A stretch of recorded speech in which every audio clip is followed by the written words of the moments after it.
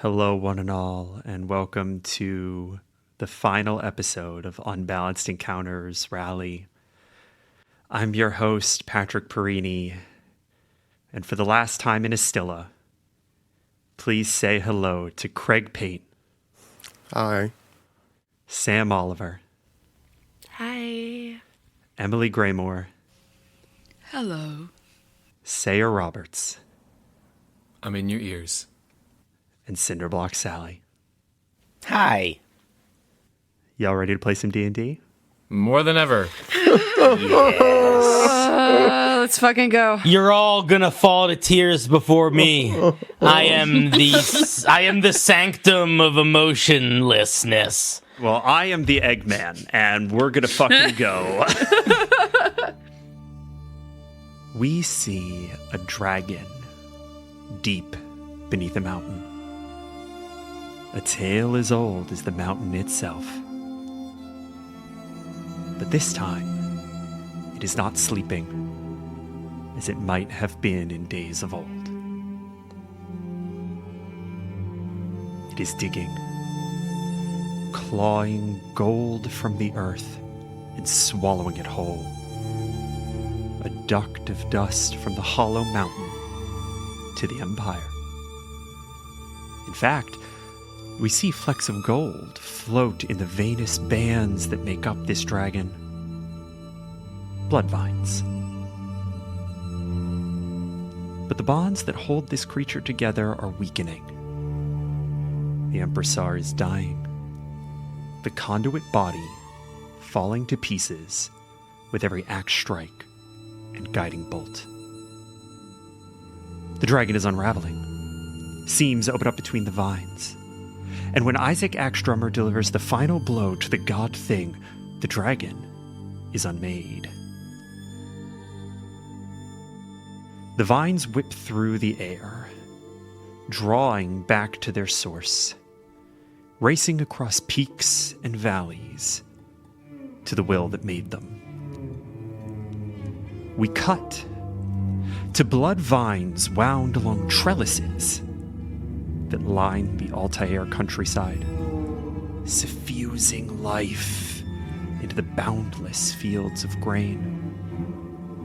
Each vine is adorned with the corrupted filigree of the green, pushing his necrotized divinity into the bread of the Empire. But something has gone wrong. The will that binds what little survives of Pandar has failed, and the vines are retreating. Sapped of its lifeblood, the countryside begins to wilt.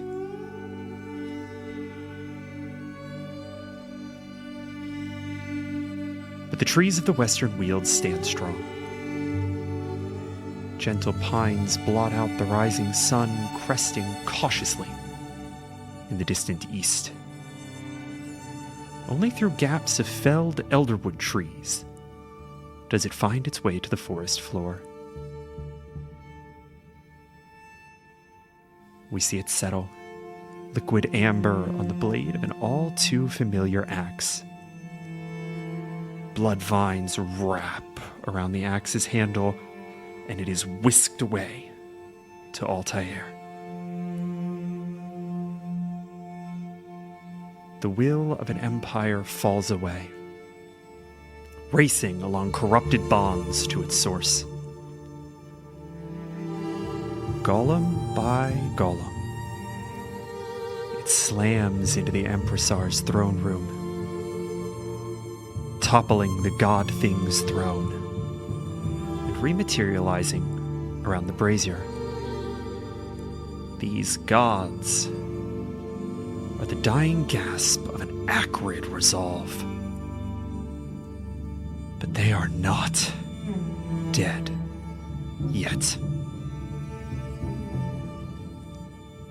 And Isaac, desperate to keep his people safe, has unleashed something perhaps just as dangerous.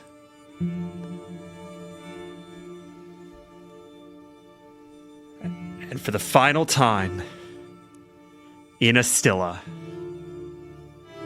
I need you to please all roll me initiative. Okay, why did that get me a little emotional? We're not but 5 minutes in. Oh, It's finally happening, folks. The We're last. here. We just need to start saying the last after every single The last thing. of the last time I cast Guiding Bolt. But I do need that initiative roll. I do need that initiative roll. I rolled really high. 9. 17 for me. 15 for June. 14 for Mel. 14 for Mel. And Isaac, I'm going to ask you to please roll me initiative with the alternate stat block that you're going to be using for this fight. I have to keep more than one initiative, or No, you just get the one, but you're going to be using its initiative modifier, not got yours. you. So instead of 15, it would be a 17. We begin in free fall. The Empressar's throne room crunches and shifts as the bonds keeping it aloft in this trans-dimensional space dissolve, and it begins hurtling back into reality. I need someone to please roll me a d4. I got that. 1. What a roll. I mean, it What could, a roll. it could be something. I mean, So I have here in my notes that in 1d4 plus 2 rounds, the Imperial throne room is going to collapse back into the palace. You all have 3 rounds before this space lands back into Astilla. so excuse me. What does it mean for us at the moment and when that happens? Well, it means I need everybody to go ahead and make me a dex save first and foremost. Like right now. Yep. So, like, dropping elevator. Yep. Okay, all right. A 12. Okay. Isaac, you do not have to make this. You are anchored in place. Oh, fantastic. Yeah. You're going to be immune to all of these dex saves, but I do need them from everyone else. 14. 11. Also a 14. Okay. All of you are thrown off of the ground, and the entire room rotates 45 degrees. So this is you some are now Inception shit. hovering in midair. You're all going to effectively have difficult terrain to like push yourself into new spaces. So all of your movement speed is halved. Sphinx can fly, so Sphinx is not going to have difficult terrain. Sphinx is going to be immune to this difficult terrain the whole time. So now we are going to go to our vine golems that you all see root themselves in place and are not affected by the spinning of this space. First one up on deck is Panda. I am actually going to ask, because there was a little bit of movement at the end of the last episode, you all are effectively kind of immediately above where you were in the space, but I am going to let you kind of help dictate to me, are you clustered together? Are you spread out? Is anyone closer to the throne? Is anyone closer to the entrance? I'd like to get a sense of that real quick. If we were all kind of gathered together next to the healing owl, would we have just kind of like zero gravity sort of like I think that's in probably that the most cluster? narratively specific, except for Isaac, who obviously did approach the throne room. Does that work for everybody? Yeah. So all of you at the end, you guys were all clustered around Guard and this incarnation of the Witness. You are all kind of in the same general space over toward the entrance of this place. And you're clustered up, which is probably not going to be great for you. Damn, I mean, we were completely separate areas of the room. The Pandar Golem is going to raise its fist, clench it, and pull down a moonbeam over Oh my god. 5-foot cylinder. I'm going to say Saffra.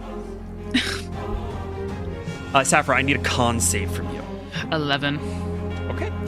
11 is going to fail. You're going to take 6 points of radiant damage. Not normally a lot, but when I'm already low, it's quite a lot. I feel like I'm back at level 1. The dragon golem, Aurelius, is going to launch itself into the air, wall run alongside all of you, and whip its tail at guard. That's a nat 20. Oh my god. Wait, we're all near each other, right? Yeah, do you want to impose disadvantage on that? Do you have, or Yeah. you could soak damage, right? See within 5 feet? Yes. Use your reaction to reduce the damage the target takes by 1d10 plus 1. I want you to narrate how you're interrupting this attack. I'm going to give you carte blanche to tell me what it looks like. It will have very meaningful mechanical implications, Oh. Interesting. and you don't know what that means. You're going to get to do it. Seeing this dragon thing, golem thing, coming over towards guard, June is gonna automatically whip out her staff and try to strike upwards to knock and deflect the hit with her staff. And it's a D10 plus what?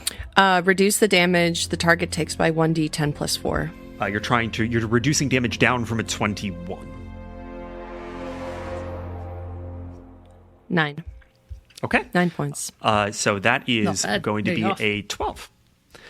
Guard, you take 12 points of bludgeoning damage, and I am going to ask you, as this thing's tail whips up and smacks you in midair, what part of your body is it hitting first? I think the tail is going to strike guard in one of the rune knight armor pauldrons.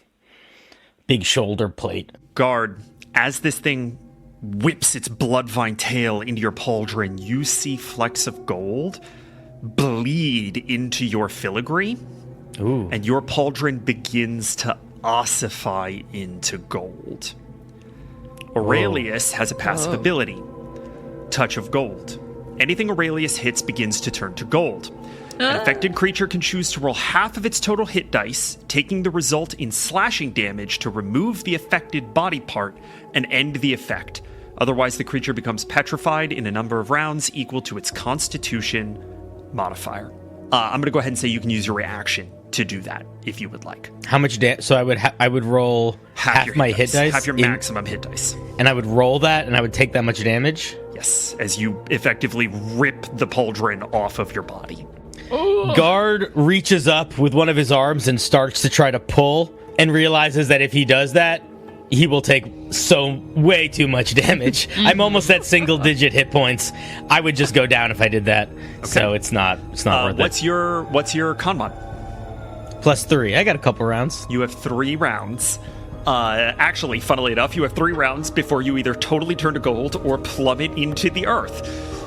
3 rounds seems to be the moment. Yeah. The choice is yours. Come on down. So yeah, we just win this fight in 3 rounds. Easy money. No big deal. Okay, all right. Oh man. What, like 18 seconds? We could do that.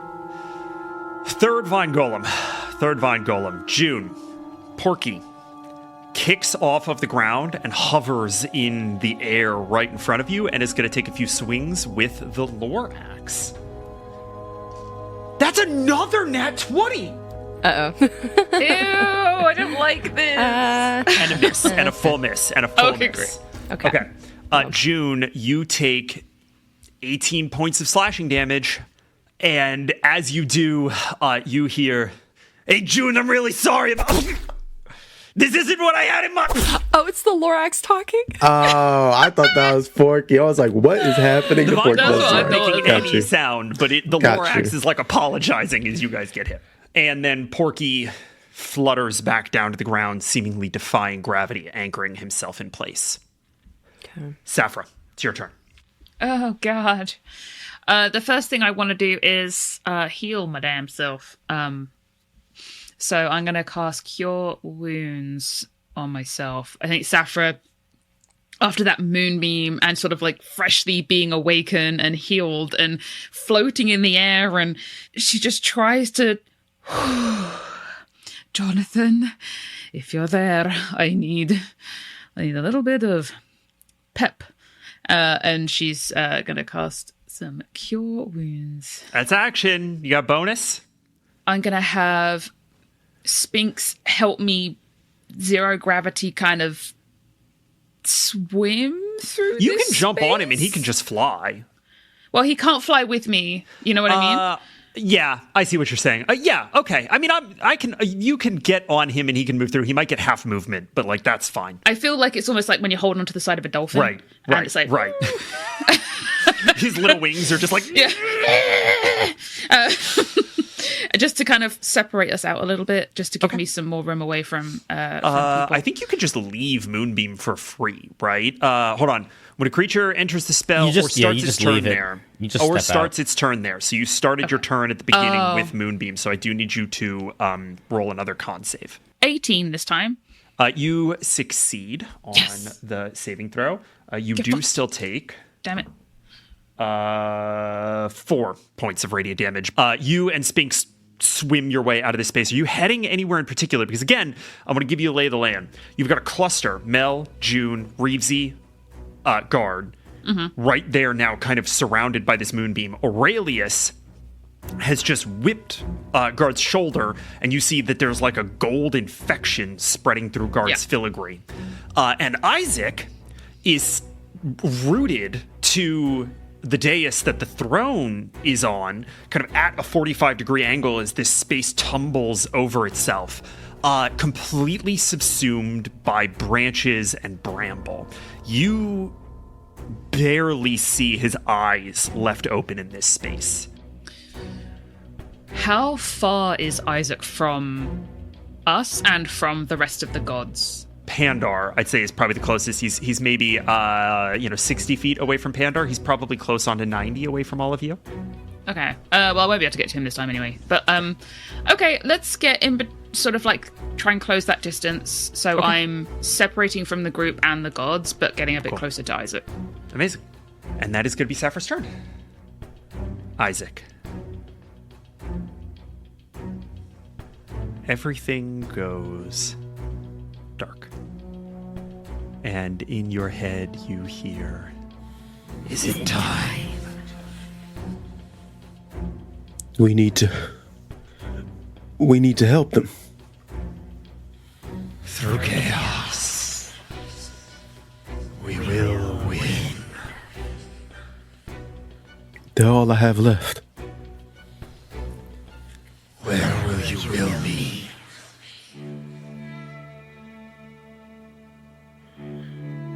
Reclaim what was taken from you. And Isaac, as you say that, you feel cold. Colder than you have ever felt in your life. And you realize that there's something scraping against your core, making this awful, gnashing, bony sound. And then you turn your attention down and realize that it is the sword in your gut, scraping against a rib. And you realize something that you cannot make sense of in this moment and wouldn't want to anyway. You are dead. And we cut from the insular space of Isaac's bramble prison to a tree, filling the throne dais, pushing up against all of the walls, holding itself suspended, thrusting new branches out, searching for something. Isaac, what does the Reclaimer do? Sapphire, you said you were close to Isaac? I'm gaining. I'm probably, still like 50 feet from you or something? You would see Isaac, the blade out, sticking out of his abdomen. He's kind of lurched over a bit, and then you see his head kind of twitch up. Branches wrap around his eyes and ears, and roots cover his mouth as this tree bark just starts to consume him. And then his body sort of being puppeted, twists and looks towards the first golem that he can get to. The first golem you're going to be able to get to is that of Pandar. A branch just shoots out of the ground and launches Isaac over to Pandar. And then I will use Destructive Thwack.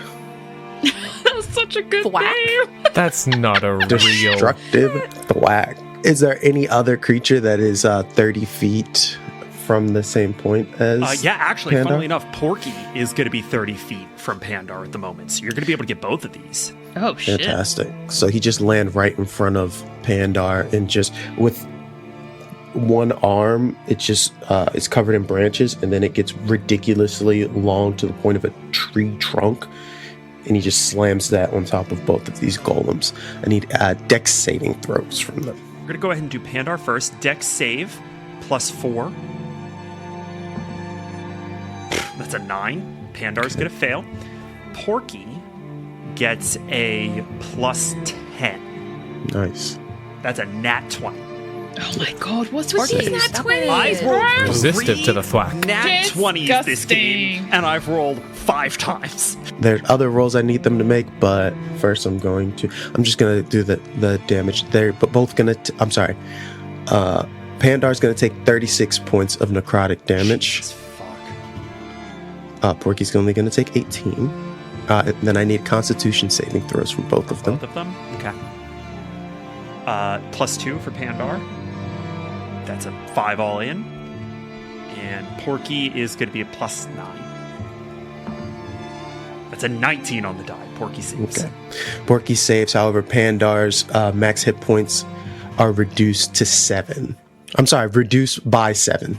No, I think it was reduced by the same amount, right?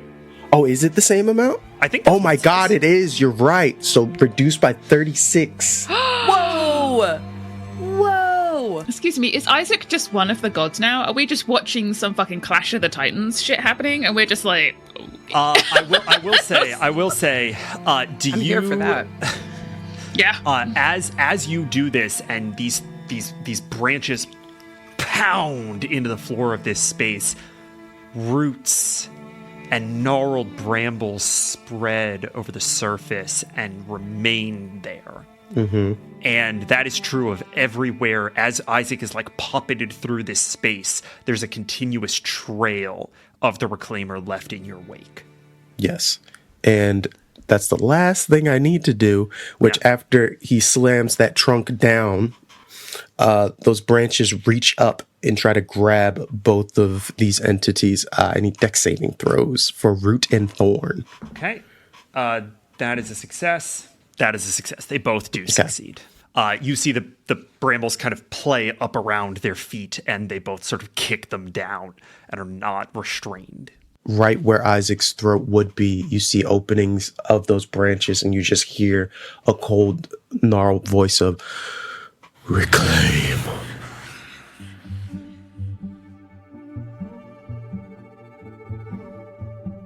And June, you see this tree subsume Isaac and begin to pull these vine golems apart thread by thread.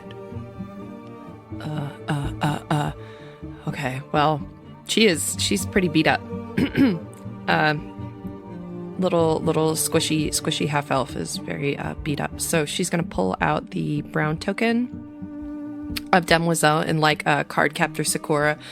She's going to flash it in front of her, be like, "Need some help," and call on Demoiselle. Okay, but this has got to be like the last one, right? No, I've got one.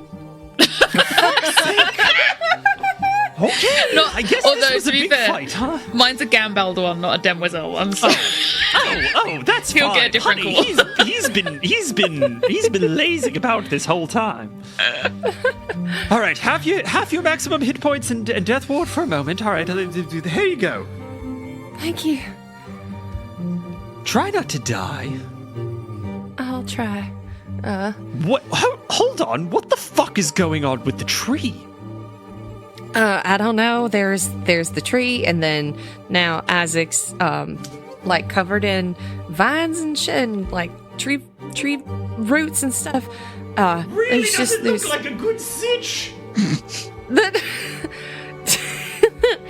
I mean, that's fair. It's not that great of a sitch. Looking around, who's the closest baddie? The closest baddie to you is going to be Aurelius, but they're probably only a little closer. Aurelius is about 10 feet, and everybody else is probably about 20-something down on the ground. Okay. So you would have to figure out how to push yourself down to the ground to get the other ones. Aurelius, you're going to have to figure out how to push yourself kind of past guard. You also saw that when Aurelius touched guard, because you were the one doing the staff work, right? You knocked Aurelius away. You saw that that guard began to turn gold. Gold's not really my color, so I'm gonna try to stay away from that. I'm gonna use my bonus action to summon my echo down on the ground. Switch places. Are you getting within 5 feet of either of the bloodvine golems? I want to get on top of one of them and use. Would I still have one attack? I think so. Yeah, I think you'd have 2. No, I used the token. Oh, no, you don't have any attacks. You're right. You did use the token, so you'd be able to get down there to them, but not hit them. Does it? Mel, it's your turn. And Reevesy's. I'm thinking of trying to cast Lesser Restoration on guard to try and... I know that's not going to stop it because Lesser Restoration only gets rid of blinded, deafened, paralyzed, or poisoned. Right. But I'm wondering if for narrative purposes, maybe there's something in prolonging the time. But also, if that's not something you want to go for, I have a cool attack I can do as well. If you want to try, what I'm going to say is we can try that. And Okay. I believe what we would probably end up doing is you would end up making me just an unproficient spell casting check. And we'll call it DC, what are we going to call this? We'll call it DC 15 on non-proficient spellcasting check. And if you succeed, you can buy one more round for guard before he's petrified. Okay, cool. I'm going to give that a shot then. So he's going to reach out and touch guard, not on the gold, because he's still a little cautious. Clever. But he's going to touch him and say, all right, my friend, let's see if this works. Return to where you find your peace. Let these slings and arrows cease. And he's going to attempt to cast Lesser Restoration, which he knows probably isn't strong enough to fully dispel what's going on with guard, but he wants to try and buy him time. I'll say this. If you hit a 15, we're going to extend guard's petrification timeline by a round. If you break a 20, we'll do it by 2. Let's go ahead and add 2 on that, because it was a 23. Oof. Hey. All right. Let's go. My goof. Let's go. You now have 5 rounds before you turn fully to gold as you feel this gold that is infusing into your filigree slow to a halt for a moment. Let's see if that holds for you, my friend. Thank you. All right. Anything for Reevesy? Where is Reevesy right now? Just kind of tumbling in the middle space, just like... This is weird. I think Reevesy is going to maybe make a ranged attack with his spear. You want him to throw the spear? He can throw the spear. Sure. Yeah. Where's he throwing the spear? Most legendary weapon of all. Maybe Exactly. does the little bee on it help guide it? Yeah. Might be dead. Let's find Like out. fletching on an arrow? Let's find out. Let's find out. Like a smart go ahead. missile? Magic missile, just like If you roll a nat 20, this thing, the bee will come to life. The wasp will come to life and It'll do hornet damage. do hornet damage. Which of the bloodvine golems are you attacking? Yeah, let's go for the one that's close to guard. Aurelius, the dragon. Let's go. Oh, well, that's only going to be a 7. A 7 does not hit. Reevesy gets 2 attacks. You want him to uses fucking movement to go get the spear and try again. Well, I mean, he is floating, so does he just like frog leg try and swim through the air? Yeah, yes, I'll let you do this. Absolutely. He should be love it. proficient at that, surely. You guys know the frog in Spirited Away? Yeah, Yes! that's exactly Like what we're on the seeing right bridge, now. like I don't know if moving closer to any enemy is necessarily in Reevesy's It's your call. in his best interest. Okay. So I think he might just kind of flail around in place. Okay. All right, cool. So that's going to be Reezy's turn. And we are going to get around to Guard. Finally, it is your turn. How far away am I from my dear rabbit friend? Well, Mel's no longer a rabbit. Oh, that's true. I apologize. He's a rabbit always in my heart. How far away am I? Let me say that again. How far away am I from Mel? He's touching you. Yeah, he's touching you. Amazing. Cool. Okay. At the start of Guard's turn, he's going to pull out a vial of sap and just hand it to Mel. Oh, shit. Spell Hell slots. Oh, yeah. shit, spell slot. Hell yeah, boy! Let's fucking go. Oh, you got the good stuff, my friend. And downs it. You can do it when you cast a spell. It's part of casting a spell. He puts the cork back in. Yeah, Guard is going to hand you the vial. Done. And his little glowing eye will just give you a little wink. And Guard is going to, with his head, tilt up towards the strange new Bloodvine armored version of Isaac and just say quietly, hopefully so only Mel hears it, that might not be good. And then he's going to grab the meteor axe and he's going to jump in the air and try to just leap towards Aurelius and rage as he does, as he starts to glow and just rain of fire style jump, swing down on him. Great pull. 27. That hits. AC lower than 27, guys. We're good. We're figuring it out slowly. 27 damage on the first attack. That's pretty good. Jesus. Then he is going to, as the axe crashes into Aurelius's side, Guard is almost going to use it like a mountain climber, like an ice pick, and like hurl himself up and swing down with his full weight as one arm grabs onto Aurelius's back, and then the other cracks in with the axe again. Obviously, roll for the attack. There's going to be some consequences to grabbing onto Aurelius. Oh, I know. I'm just hoping that holding on means I can just hold on, though, too. Yeah. I'm not even going to make you roll for that. 21 to hit. 21 hits. Oh, that was almost so much damage. 13 damage on the second one. You start taking chunks out of this, and then as you put your hand into Aurelius, I need you to tell me which hand. The anchor. The giant stone golem hand. It immediately begins to turn to gold, and you feel that it is attached to sort of the same shoulder, the side that the now gold pauldron is on. We are going to knock off one round. So you were at 3, up to 5, minus this turn is 4, minus the 1 for putting your fist into Aurelius is now 3. You're back down to 3. All right, and Guard is just gonna. Guard feels his body starting to cinch up, but he's doing his best to hold on and just swing his axe into this thing. I am going to say, because this is your anchor hand and because it's now just made of fucking like stone and gold, you have effectively grappled Aurelius, and Nice. the grapple, they're not going to be able to break the grapple. That is entirely based on you are in control of that grapple. Cool. And as this is all happening, Guard is watching Isaac more than he's watching Aurelius. And we are back to the top of initiative. And I need someone to please roll me a flat 20 as we cut to one of our last groups of allies. Oh, I don't want to be in charge of an ally again. I got it.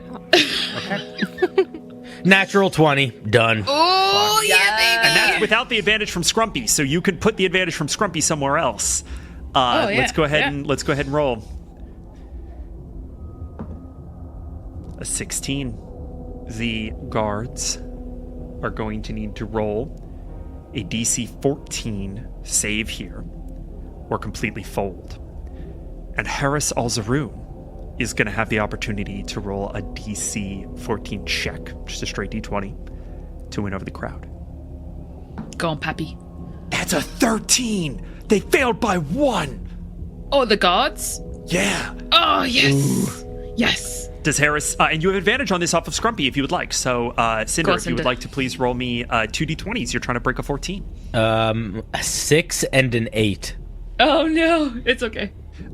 You do not win over the crowd. And I think you do not win over the crowd because Horace has seen what it is like to lose. And there is no crowd to win over. He and Safra's brothers, against orders, evacuated the part of town that they were responsible for, the area around the new construction on the Temple of Will. And we see them holed up in an abandoned barn, a hayloft across from the construction site, with several of the Tanin cannons lined up in the windows. And Horace is crouched low, and he takes an arrow, dips it into a lit torch, lets it loose, lighting all of the cannons simultaneously. And the Temple of Will erupts in flames. Guards, wardens run shrieking into the streets. And in the streets, Tanin, the mineheads, the Agra generals are waiting to cut them down where they stand. And in a moment, it is all over. And Horace stands. We're going to win this. This ends today. I'm going to go ahead and roll for the direction of this space. It tumbles 180 degrees ass over end, and I am going to need dex saving throws from everyone. June. Yes. If you fail this, you are going head first into the bramble, and that is going to have serious consequences. Do I need to make this dex save, or am I in the air still, hanging on to a golden dragon? Go ahead and make the dex save. I'm not going to send you crashing into the ground, but it is going to determine whether or not you are it's going to determine kind of the positioning of that whole affair. Gotcha. DC 15. It's a 24. Okay, Nice. Fantastic. All right, so here's what happens. Did anyone else roll under a 15? I know Mel did. No, I got a 23. I rolled an 18. Only 9 for Reevesy. Oh. Okay, not going to pull any punches this episode. Guard, you feel yourself as this space sort of spins around, and people are pulled toward the floor. You kind of hold on tight to Aurelius and sort of brace yourself against what is now kind of the wall. Safra, you land safely in kind of a 3-point landing next to Sphinx. You are now on the ground alongside everybody else. Mel, you land, based on where you were, you land and take 3 points of falling damage as you smack into the ground. All right. Reevesy is going to whip past June. June, you land, I think, on Porky's shoulders and are just on top of him, right? Like you are just you land on his shoulders. You are not touching the bramble. You see Reevesy whip past you and land into the thicket of the Reclaimer. Isaac, what happens when Reevesy lands in that thicket? It's at first comforting as it's like a bushel that kind of like cushions his fall. And as he starts to get up, it immediately wire-like vines whip around Reevy's arms and legs. And kind of similarly to IVs start to go into his arms, and he needs to make a Constitution saving throw. Mel, could you please have Reevesy make a con save using the summon step block? Okay. Oh, 19. Okay.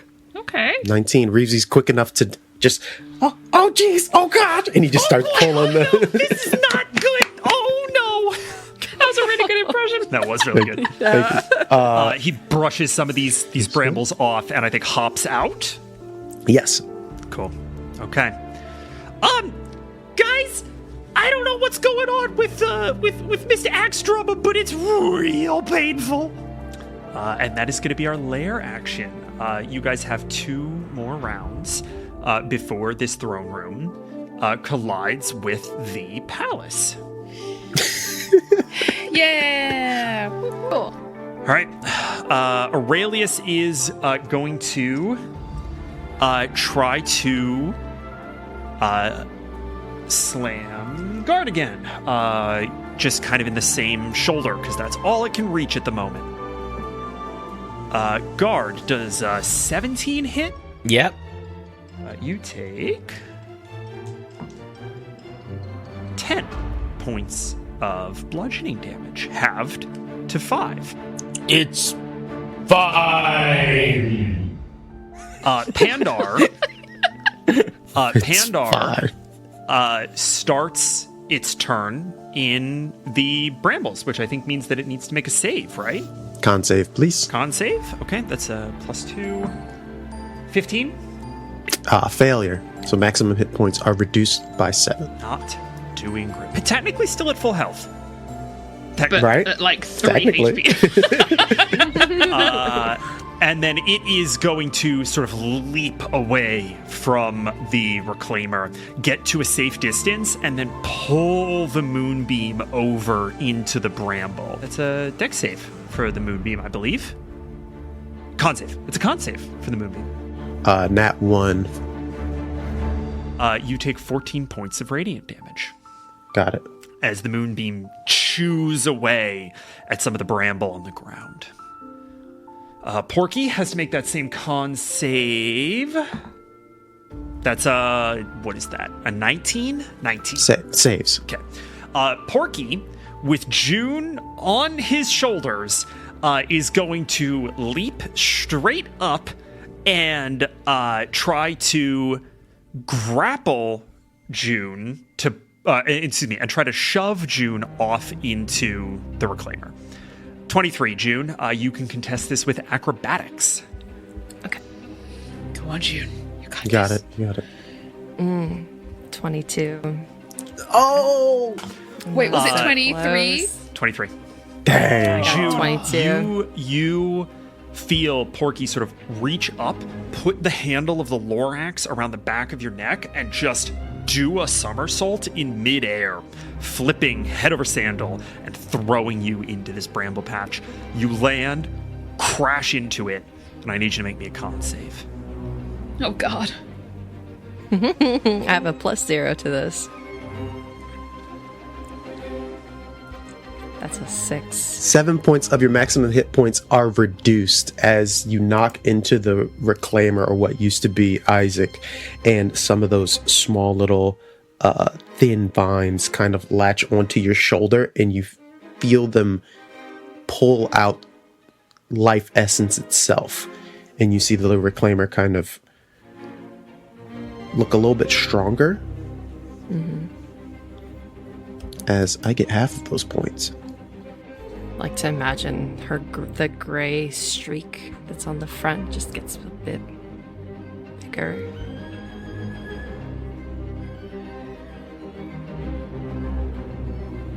And we cut to Isaac.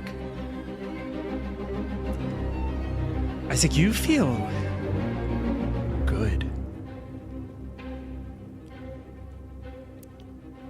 You're not sure why death feels as empowering as it does. But you are making immeasurable headway. Power beyond your wildest reckoning is being brought to bear against the enemies that would threaten you and your loved ones. And then there's June, who crashes into the sprawl of the Reclaimer, and you feel her slip away just a little bit. You are limited as to what you can do in this space, but I am curious how you're feeling. Going back to just instincts, who did that to her? And he looks up and he sees the golem version of Porky. I need you to go ahead and make me a deception check. Oh, God. Using your stat block, please. If there's one person Isaac can deceive all the time, it's itself. That's a 21. Yeah, it's true, dude. Oh my God, that's painful. All right. So it is now the Reclaimer's turn, and your will is targeting Porky. June, as you're lying down on the ground, and when you hit the Reclaimer, it kind of like, it was like hitting a mannequin. Just, it kind of like moved and didn't make that much of effort. And then the body that was Isaac looks directly at what used to be Porky, and branches shoot out sideways from the ground and just carry the Reclaimer towards Porky. It is going to grab Porky's face and attempt to just drag him through the brambles. If you are targeting kind of a bigger area within 30 feet of Porky, I believe is also going to again hit Pandar and June. Did I fail my deception check? I did. Okay. You did, yeah. Damn it! Why am I so charming? All right. So I guess just for flavor wise, he grabs Porky by the head, drags him through the brambles. A small ramp is built out of just tree trunks, and you're gonna toss him towards Pandar. I need June to please make me, I believe the first is a Dex save. Pandar fails. Porky fails. Go on, June. I got a 12. Pandar succeeds on the con save. Porky fails on the con save. So what's the Dex? We'll do the Dex first. Dex save, 36 points of necrotic damage. Jesus fuck. Oh my god. So if we failed the dex save, it's 36 points of necrotic damage. this is You just got all that health too. Oh no! I know, right? That's fine. It's fine. Are you still up? I'm still up. June is failing her dex saves because she's too busy watching Isaac and all these changes. I think we need to do con saves. Pandar saves, Porky fails. June, you've got to roll a con save. Oh no! What is it? Hold on. Oh, okay. 19? Okay. That is great. That is a success. Hooray! Your health has not dropped 36 hit points. Jesus Oh Christ. my god. Thank god. Fuck, man. Oh, wow. And then the last thing, they're both in the root network. Now, yeah, the root network just continues to spread wherever you go. Yeah, bonus action, root and thorn. Okay. That's 2 dex saves from them. Yes. Pandar fails. Porky gets a 20. Yeah, he succeeds. Okay. Pandar is rooted in place. Yeah. Speed becomes 0. All right, I believe that is the Reclaimer's turn. And we are over to Safra. Safra, you are on the ground a fair distance from this tree thing that is now starting to overtake the whole space. Horrifying. And you see that it almost fully destroys Pandar in like the 2 times that it has made contact with it. The Porky golem is not doing well either, and June looks about another 10 years older in this moment. What has started as a final push, a last-ditch threat from whatever this Imperial will was, has now shifted. And you get the sense that the most dangerous thing in this room is whatever just took Isaac.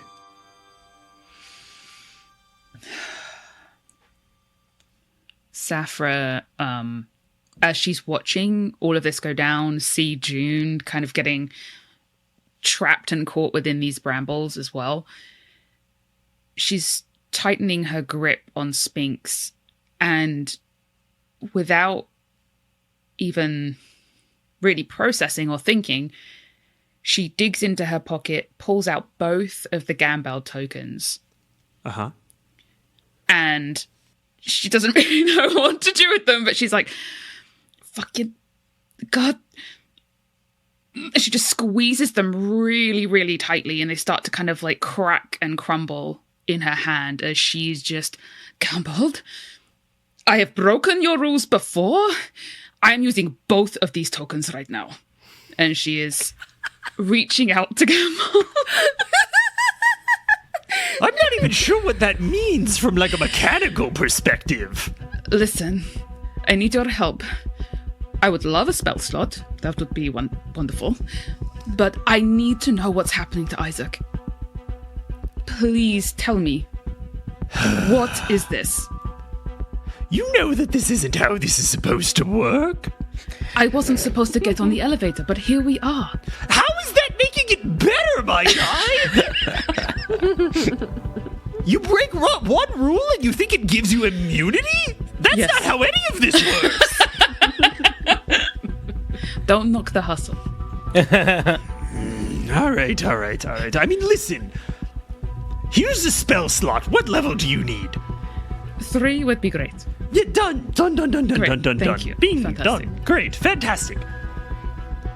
The Isaac thing. I genuinely haven't the foggiest fucking clue. What do you mean? I'm gonna need to go do a little bit of research and get back to you. We don't have time for you to go and do research and get back to me. You're supposed to Me be just the... not knowing. That's a good point. You How gotta long? take your pick, my guy. You either wait 6 seconds so I can go research, or you get an I don't know as an answer. Is 6 seconds one round? How Yes. does that work? Okay. I guess that'll have to do. Fine. All right. I'll go figure out what the fuck is going. What specifically do you need to know? I'm not gonna be able to figure out his whole steez, you know? Favorite color? Is there any way I can kind of reach into whatever space we're in and kind of like pull him down by the neck and like point him towards Isaac and go, look? I see it. You want to know What? how to kill him? You want to know how to reason with him? You want to I know just- what? What do you What? want to know? Can he control it? Is he dead? Is it something we need to kill? Or is it a part of him? I don't want to start harming it if All it's right, him. all right. The meta question to all of those things is, what the fuck is the tree? Yes, that's what I just said. I just asked you what the fuck is happening with Isaac. I swear to... Oh. That's This the is meta there's question. some serious time dilation going on here. all right. I'll figure it out. Is that Reevesy? What the hell? Whoa! And he gets sucked back in, too. All right, guys. We have one round Plane and I might be that able to he's have some on. answers. Sapper, that's I have an idea too. That gave me an idea. Great. That's an action for you. Yes. Do you have bonus action? Okay. Be very generous with my Yes. interpretation of this. No, that's fine. I knew I was pushing my luck with that. I was just like, I just want to use both these because I'm not going to get a chance to use them again, I don't think so. I'm actually going to see if I can get Spinks to assist June out of the brambles in any way. I think that's just done. I think Spinks can Okay, just cool. do that. I think if you spend your bonus action, Yeah. and he spends all his movement and Yeah. the whole thing, you could just drag. I'm just gonna let you drag June out of there. June.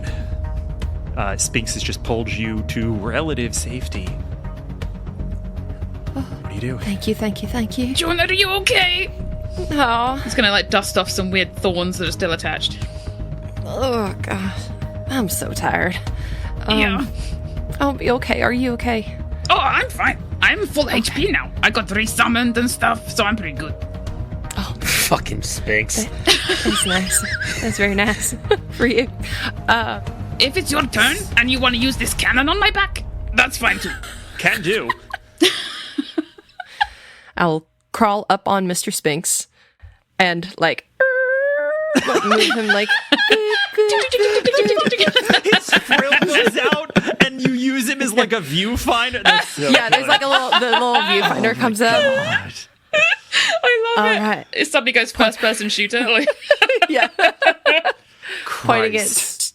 straight at Porky. Yeah, so if you fire it at Porky, you're going to get Porky and the Reclaimer. Is that what you want to do? Yeah. I don't. June doesn't really understand what the Reclaimer is or what it's like. I mean, you know intention, Isaac's and in there. I do, but I don't know if it's hurting him or not. I would probably assume that it was hurting him. Okay. Do you say anything as you pull the trigger?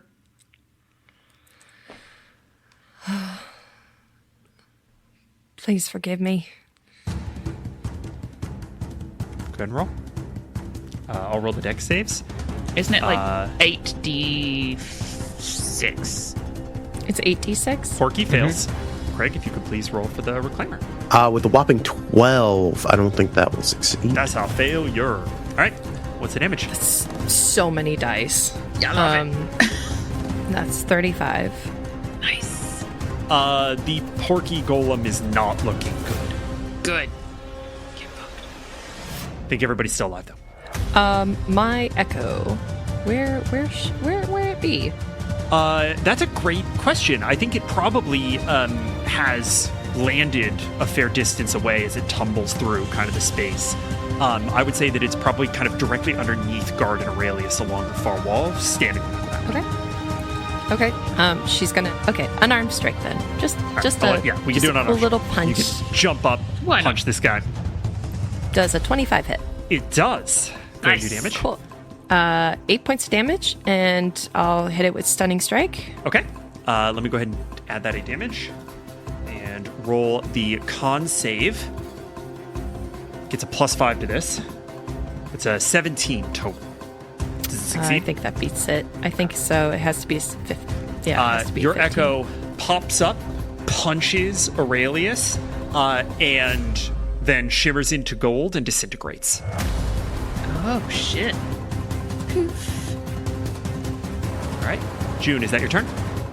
That's my turn. Hey, Mel. It's your turn. Where's Pandar? Pandar is barely living in basically the dead center of the room. You see them kind of heaved over and struggling to maintain their composure as the blood vines start to sort of wobble their way apart. Mel's going to make a little fancy footwork hop towards Pandar.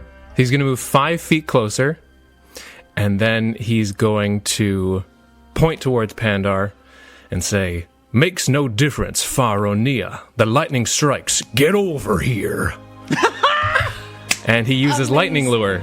Oh my Amazing. god. What's the save on that? So good. Strength 17. Oh shit. +6 to this roll. That's a 9. That's a 15. All right. Does not save. So, gonna take 1d8 lightning damage and also is yanked 10 feet towards me. Oh, and it's 2d8 because I'm higher level, so 10 damage. Jesus fuck. This thing had 10 hit points. Mel, what does this look like? Let's go! You lightning lure this golem into oblivion. I think this is a slow motion shot where he points, he says the incantation, and then the lightning lassos out slow motion from his hand, and it wraps around Pandar's midsection, and as Mel yanks to pull him closer, it just tears him in two. Fatality. Emily, please take inspiration. I needed that. Every now and then, Sphinx comes in clutch. That is the end of the Pandar Golem. Mel, you see that Guard is still entangled with Aurelius. You see that June has sort of scampered over in Sapphire's direction and is just lit up Porky and Isaac. That's action from Mel. Do we have any bonus action or anything from Reeves? I don't think Reevesy really can do anything. Okay. I don't know if I can get in there to kind of mess up the Divine Golem. I feel like those brambles are pretty detrimental to my health. I will say above table, like, you cut this out, but if you want to free up June and put Reevesy on Sphinx's back so you can use his turn as like a free cannon turn, basically. He does have an action. That could be that, and then June could like jump off and do whatever she wants, and then Sphinx and Reevesy can just fuck around. Do you want Reevesy to go reload the cannon? I think that's what we're gonna do. I think at least so the option is there, so June can hop off if she wants to. All right, I'm on it. I'll figure this thing out. Hi, Mr. Sphinx. Oh, hi! We're gonna fuck so much shit up. It's gonna be so good. Yeah, let's kill some guys. Yeah. The duo that we've been waiting for. Buddy cop film. All right, Mel. I think that's your turn. That is. All right. We are finally around to Guard. How far away from Guard is the Reclaimer? I'd say it's about 40 feet even. How much action economy does it take me to do the thing where I decide to force some of the gold off and take a shit ton of damage? It's free. You could just take the damage and pull the arm off. Okay. Seeing Isaac enwrapped in this Reclaimer and it devastating these other golems, but June being caught up in it and things feeling a little bit uncertain. Seeing the gold inlay sort of wrapping up his arm and seeing the Reclaimer going crazy, Guard realizes that this might not be the thing to deal with and is going to try to tear his arm free so he can get to the Reclaimer. And I'm level 10, so I take 5d12 damage. And then you're going to half it because it's just going to be... Oh my god. It's just going to be bludgeoning damage. Cool. Guard, parts of his metal and bits of stone and pieces just snap and break as once again Guard tears his own arm off and starts launching himself towards what is left of Isaac. Yeah. As he does, the filigree in his body turns off. The glow in his emerald eye shines down as he drops to 0 hit points. And then, Death Ward activates. Oh, yeah! Raven feathers kind of flitter over his body as he returns with 1 hit point. Hell yeah. He lands next to the Reclaimer. And with his action, he pulls out a coin of Pandar. Oh. And he is going to take that coin of Pandar and he is going to shove it into the Reclaimer. He is going to try to make it make contact with Isaac's body. And he is going to force Isaac to have the very specific flashback of the first time that June called him Uncle Isaac. Oh my god. Whoa. I love that. The coin of Pandar can either give a flashback of wisdom or 3d6 temporary hit points. Guard.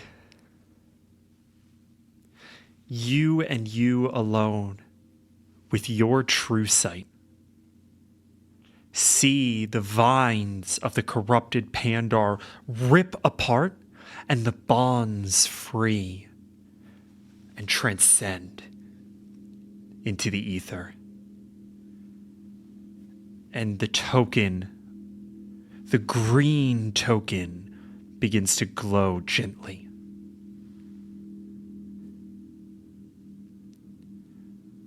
And you punch through this wood. You are potentially going to lose maximum hit points here. So I do need you to roll me a con save.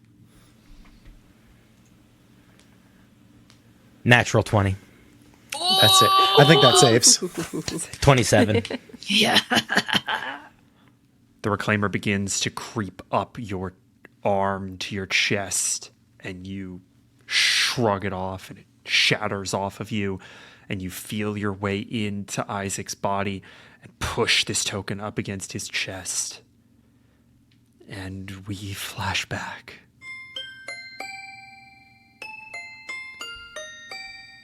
Isaac opens the door to Dale and Catherine's house. All right, y'all, time for work. Come on. We got... What is going... Where is everybody?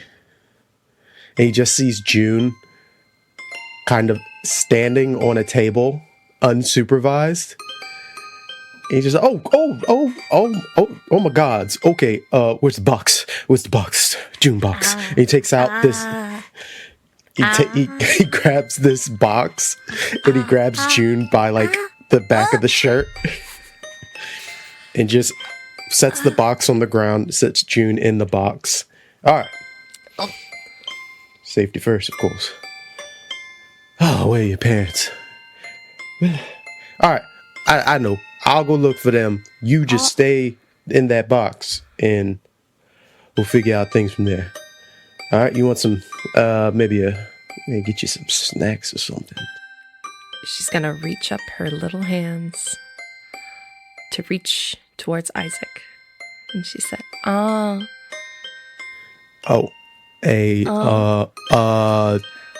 snack. Uncle Isaac. Uncle Isaac. Oh. Uncle Isaac. And like reaching up. Like up. He'll first grab the box with her still in it. Then he'll hold on to her. I guess I could stay a little bit until we find out who your parents are. And she'll pull on your beard a little bit. Oh, yep, okay. Go. All right. Maybe a little walk. Or a jog. You must stop running around. And we fade to black. And Isaac, you feel this memory wash over you, suffusing every nerve with the first moments of the decision to protect this child with everything you have.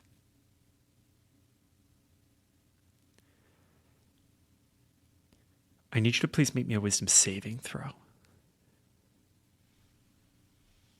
Is this an Isaac save or a Reclaimer save? It's an Isaac save.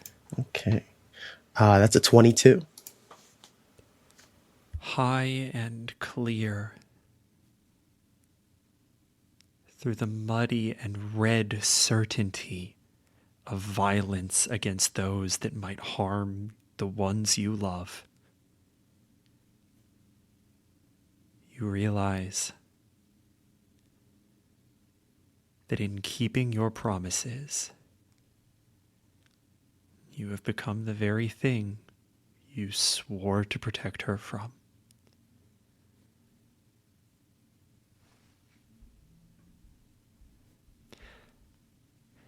Guard. That's movement and action. Is there anything else? With my bonus action, Guard is going to activate his runic armor He's going to grow, double in size, almost as if to try to draw the attention of these monstrous elements still in play. Okay.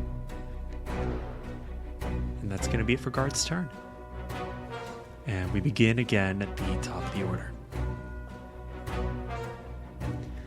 I need someone to please volunteer for the final ally contest. Is there anyone who hasn't done it yet? I haven't, and it's for this reason. Oh, there you go. I do have a question. Of course. This individual has a very powerful item with them. Yeah. Is that going to benefit them at all? Yes. Yes.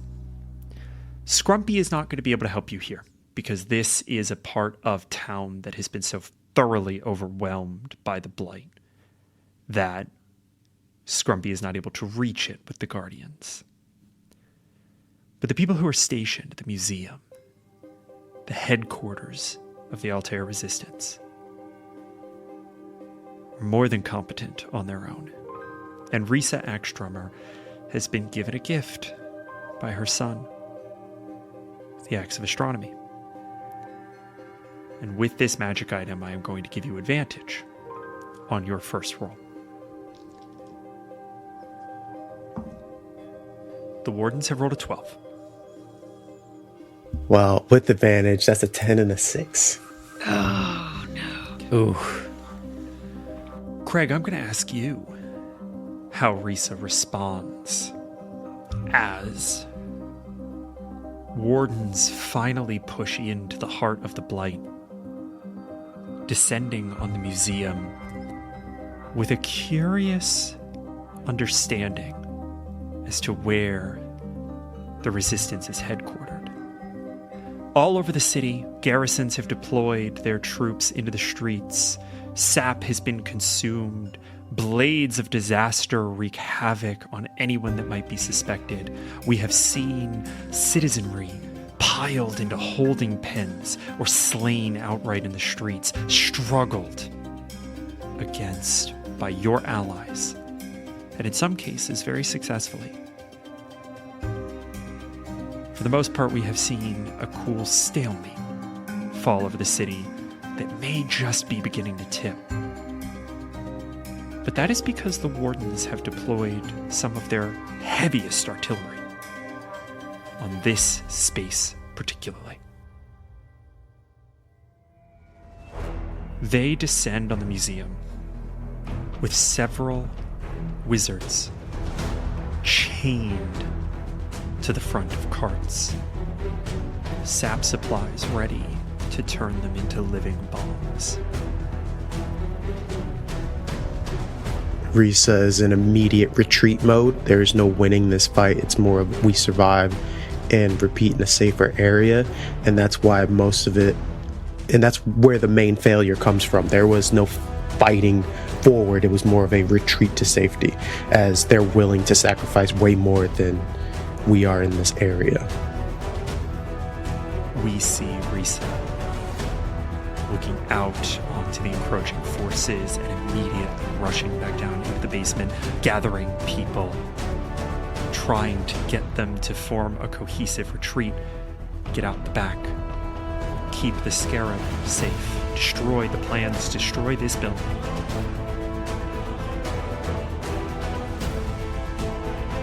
Before we see exactly what happens, I need her to make her save.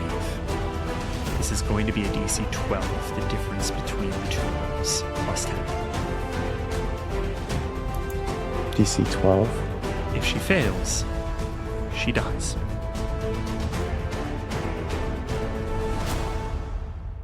That's a 2. Oh, jeez. Oh, gosh.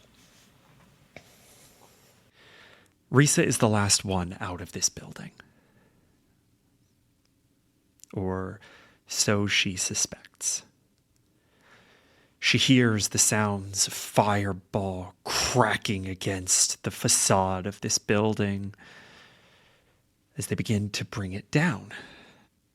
And then a knife at her throat.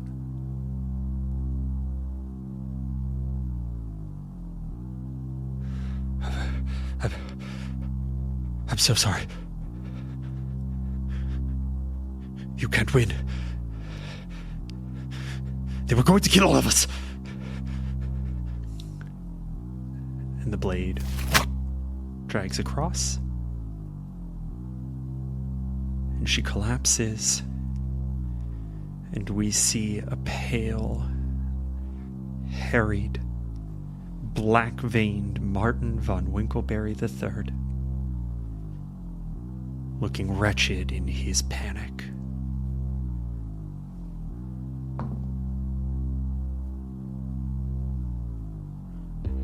But I did not roll well for Martin. In fact, I rolled a nat 1. Fuck that guy. Can I ask something, please? You can ask, yeah. Half orcs have a racial trait. And if she can go out like this, I'm A-okay with it. Oh, come on. That nat 1's got to mean something. Yeah, please. Absolutely. Yes! What do we see? She drops to her knees. Blood loss is immense at this point.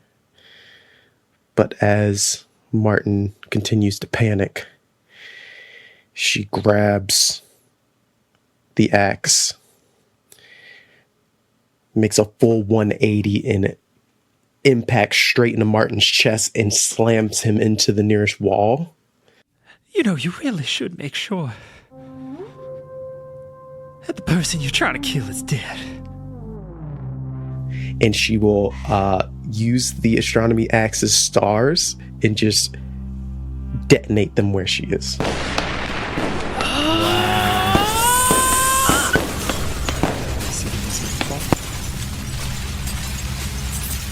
And the last remaining contingent of Altair rebels still sequestered there are led by Hank out into the city to finish what they fucking started.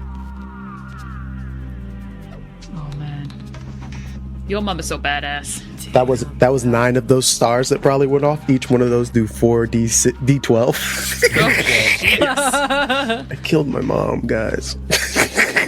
No, you allowed her to have fucking vengeance on Martin. That was like the sweetest way to end Martin's existence when he thought he had awesome. like won. Yeah, just I don't think Martin ever thought he won. face of the planet. Let's be honest. Well, he always tried to do what the Empress Imagine wanted. dying twice in the same week. What a loser. What? Fucking hell. How Jesus. embarrassing for him. Okay, we are down to one more round before we collide. Before we collide into Altair. Could I please get dex saves from everyone? Mel finally has a grip of how this room is moving Yes. in that 20. Let's go. 12 for guard. June, how you doing? I don't know. It's a 9. It is what it is. Okay. I'm still distracted. And Saffron Spinks. Spinks doesn't have to roll. Saffron. Spinks is fine. 17 for Sapphire. I don't know if that's... June, I think you feel the room start to rotate out from under you and pitch so that you begin to fall. But I do have inspiration. You can use it again. I'm gonna use it. Use it. Let's go. 16? A 16 succeeds. Yeah! Oh my god. You reach out and grab a hold of a pillar as the whole room pitches so that the throne is at the base. And the only body to fall inexorably towards its darkness is Guard's. Guard, you feel yourself weightless, floating down, and then you boom, crash into the throne, splintering it into a trillion pieces, and then back into the far wall, taking... You have 1 hit point. You're unconscious now. So as guard crashes into the throne, you watch all of the shimmer and glow kind of fade. All of the armor and bits of metal kind of loosen, and he kind of crumbles into a pile of pieces. And so we are back around to the Vine Golems. Aurelius, seeing Guard just sort of fully disappear, is going to dive down and is going to target Mel. Does a 16 hit? A 16 does not. Ah. All right. Yeah. Put up Jonathan's shell, your little buckler, as Aurelius dives towards you, teeth gnashing, dragon's maw bearing down on you, and you glance, and he deflects and flies back up. Not this time. Okay, Porky is coming undone and is not doing well. He is going to straighten. And I think at this point, the nearest target is going to be the Reclaimer. He's going to take a couple of swings. That's a 25. Hits. And that's a 26. Hits. Oh, dang. 12 slashing on the first. And 12 slashing on the second. Saffron, Hello. it's your turn. All right. So I'm still floating. I'm going to say that everybody's pretty stable other than Guard, who fell to the base. So you are like holding on to one of the pillars in this room. How far is that floor from me? Like where Guard is? Beneath you, it's going to be about 60 feet down. 60 feet? Yeah, and it's a dead drop. So if you jump, Yeah, you'll that get would there hurt. quick, but you'll take a lot of damage. Yeah, I don't have enough health to do that. Is there, if I'm holding onto like a pillar, Yeah. if I let go and then grab the next one, could I try and do that It's an just to get a acrobatics bit check. closer? Yeah, it's an acrobatics check, sure. Yes, go on. I'm going to do that. I'm going to see if I can drop, and then the one nearest the ground, I want to try and grab. So I'm- there are 3 of them. You're Yeah. on the highest one. The next one down's DC 10. The next one down's DC 15. Okay, I'm going to try it. Okay. Acrobatics, you said? I did indeed.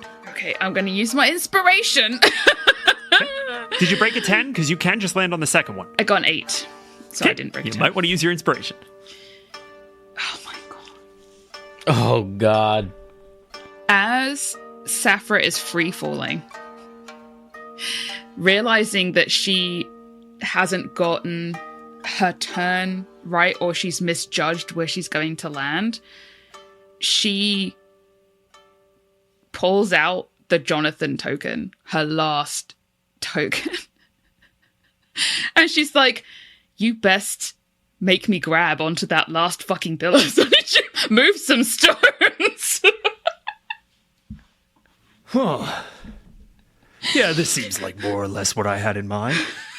And Jonathan picks up a rock, turns it upside down, sets it back down, and Saphra, you feel yourself blink back on to the final pillar, hanging about 10 feet above where Guard is, and something cosmetic changes about your appearance. You tell me. What is left of Saphra's big black curls that are kind of salt and pepper mixed in as she's aged goes completely silver as she lands on that last pillar. There you go. Good luck, little one. Thank you.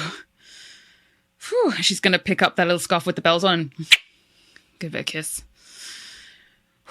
And that's the last of her tokens. She has none more left to pull. I'm going to go ahead and say that that's movement and action for Saphra. She's going to position herself on that pillar, so she's kind of wedged between...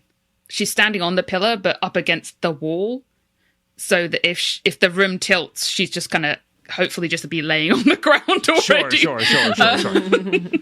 So she's going to brace herself against the wall. So yeah, Spinks will move down as well with Reevesy on his back and just kind of almost be standing protectively over Guard, ready to fire anything that comes in his way. Okay. And that is Saphra's turn. I'm so sorry. It's still Saphra's turn because we forgot about Gambald. Emily. Oh, that's right. Good call. I'm so sorry. Also, Because did I was anybody speaking cast to any Jonathan, spells? I got excited. Yeah. Saphra, As Sphinx lands and the voice of Jonathan sort of fades in your head, Sorry for calling all the gods. you hear, Speed dial. hey, what's with the, busy signal on this line? Oh, hello. Oh, sorry. I was just speaking to Jonathan. Give me 1 second. And she kind of tucks the You're phone. making me wait all that kerfluffle about trying to get me to give you answers in less than 6 seconds, and you've got me on fucking hold? I was falling to my death. All right. I mean, Mortals, all gods, right. Tell me everything. almighty. What's happening? What do you know? Right, okay, so I found out some shit. Turns out that, I think you've probably figured out this is the Reclaimer. The whole seed business you were all up to kind of exploded, made its way into this plane of existence. Not entirely sure how, didn't have time to look that one up. What I did figure out is that the Reclaimer has a tendency to remake itself within the confines of the steward of whatever afterlife it happens to be shepherding. It's a bit of a gardener garden situation. Wait. It's remaking itself in the image of Isaac? Wait, what do you mean? What's happening? Well, your buddy Axe Drummer is now more or less the de facto steward of the Eastern Wields. Something about bonds to the place and sacrificing his mortal identity in the ritual to bring back the Reclaimer. You're telling me Isaac and the Reclaimer are now one? Not exactly, but maybe in this moment. I don't know what the fuck the whole Gundam situation is about right now. So Isaac did something, some kind of ritual, and he gave himself to the Reclaimer, and now the Reclaimer kind of has a bond with him, and now he is the god of the Eastern Wields afterlife. That's pretty much the size of it. Oy. So he's kind of directing this thing at the moment. Okay. Well, that's good to know. That's good to know that that's not one more thing we have to deal with. It's on our Oh, side. it's definitely one more thing you have to deal with, because at the moment it just seems to be fucking up everything. The Reclaimer is not what you might call a biased party.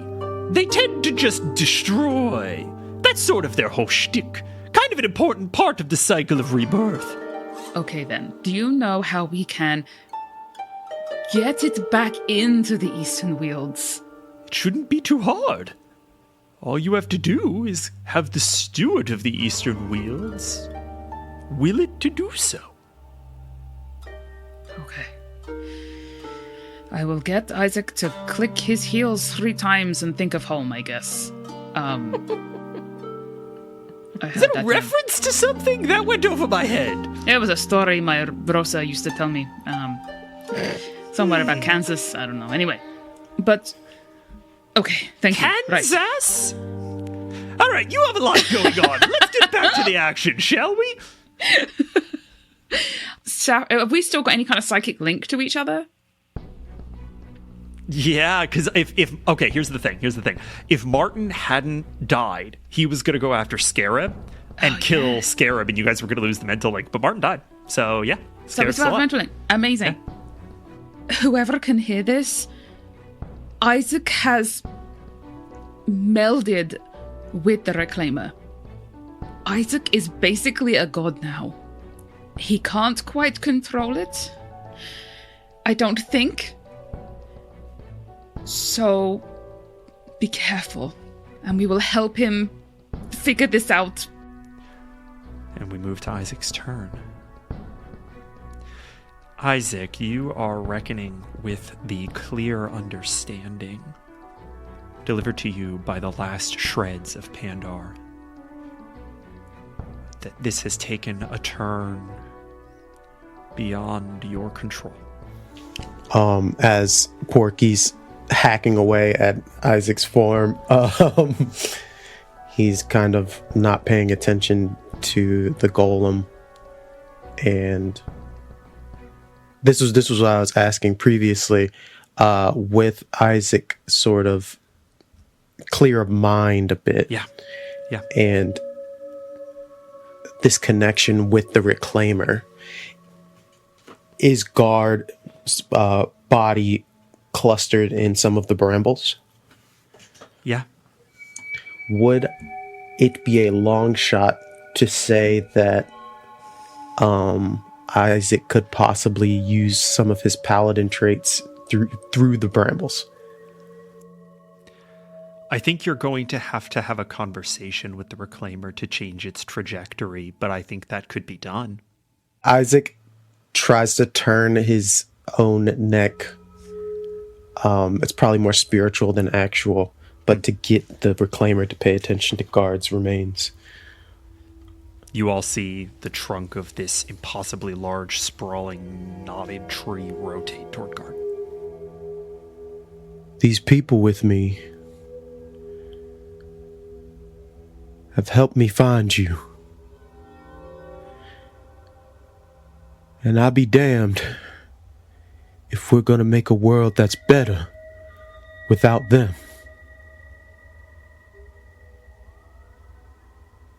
I need them.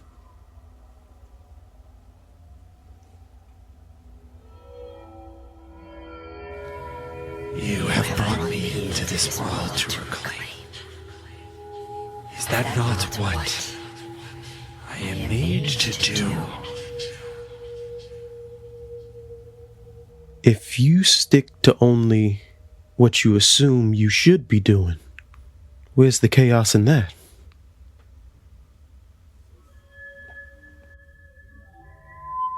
You feel this thing wrestling with that, I think. And I think that it dawns on you that the other gods that you have had to parley with have been impossibly wizened. Even Porky, arguably the youngest of the gods that you've had to interface with, was beyond ancient by mortal standards. And as visceral and as violent as the Reclaimer has the capacity to be, Isaac, you realize that you are addressing the unnuanced mind of a child. What it needs in this moment, perhaps, is not direction, but guidance. And the distinction is subtle, but in it may lie the key to building a better world.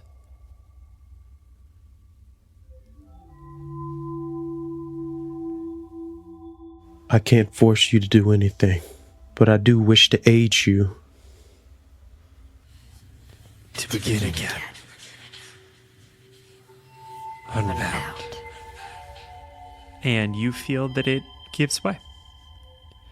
What were you hoping that it would do for Guard in this moment? I wanted to cast Lay on Hands via the brambles onto Guard and just give him all the hit points I have left. Guard, you feel these roots wrap around your body, tethering you back together, knitting your form back into place, and restoring 20 hit points. Then after healing Guard, I believe Isaac would look down at the blade that's still in his stomach, and he'd try to wrench it out. It pulls free.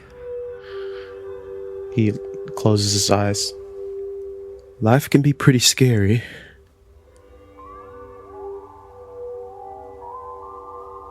There's a whole world out there that may praise your existence, may hate that you even here. But every decision that you make, every choice that you choose is yours.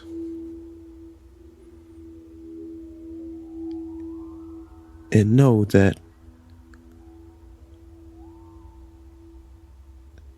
I will be there by your side. Not steering you in a certain direction, but protecting you.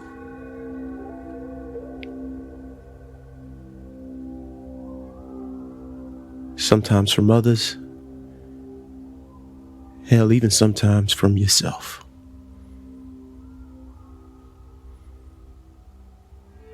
But I vow to be your protector. In this moment, we are bound for certain destruction beyond the natural course. I wish to protect as well.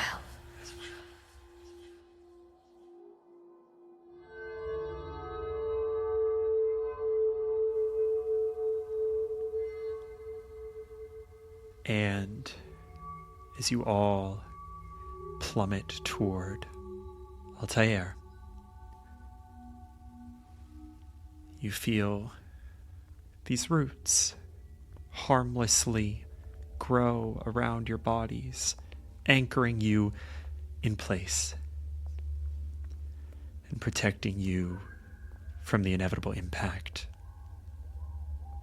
And I'm curious, as you all feel these roots reach out for you in a surprisingly gentle way, what do we see? We're going to go around the table here. I think each of you have a slow motion moment of action that is halted in place by these vines. Top of the initiative order is Safra.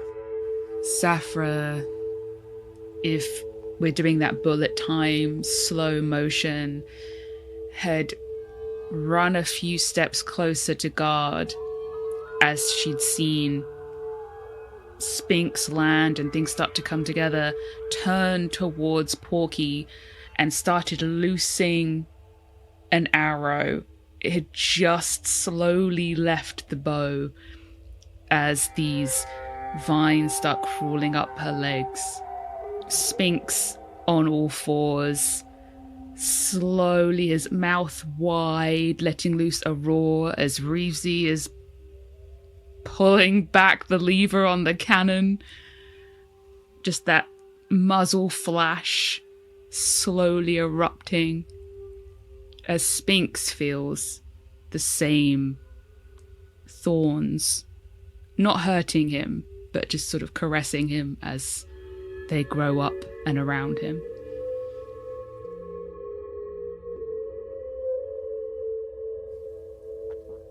June, you are next in the initiative order.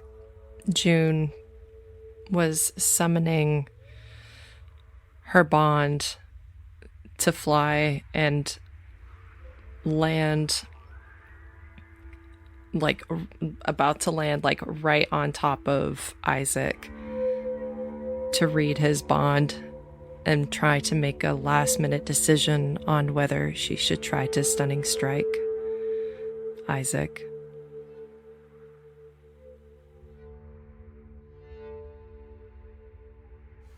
And the vines wrap around. Mel, you and Reevesy are next. Reevesy definitely is taking pleasure in reloading this cannon, thinking about, this is going to be my legacy. And Mel, seeing that June has been struggling, he's running towards her, and I think we catch his slow-mo as he's running, and he's brandishing his still glowing radiant rapier, and he's twirling it around him. But he's met with the vines before he gets there. And finally, Guard. I think almost Iron Giant style, all of Guard's pieces kind of start rolling into each other as arms are formed and they start collecting things. And as he gets up, he's sort of charging forward as he's being put together and trying to fight back against the vines that are both giving him life but also starting to wrap around him.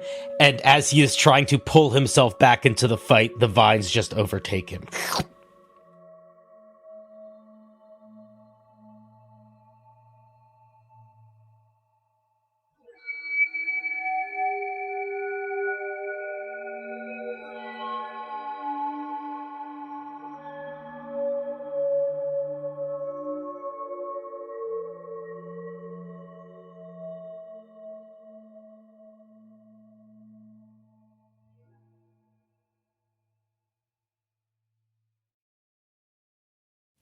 Roots tear through the fragile tile of the floor, splintering beam and branch, and covering every inch of the throne room.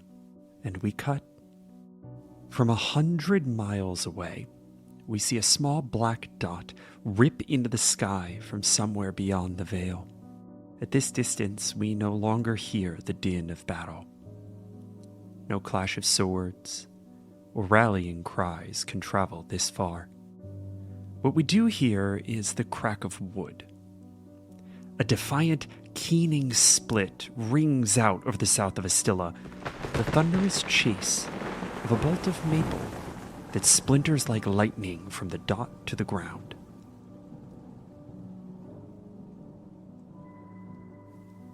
The small black dot is the Imperial throne room, now bound to the palace and suspended in midair by the aerial roots of the Reclaimer.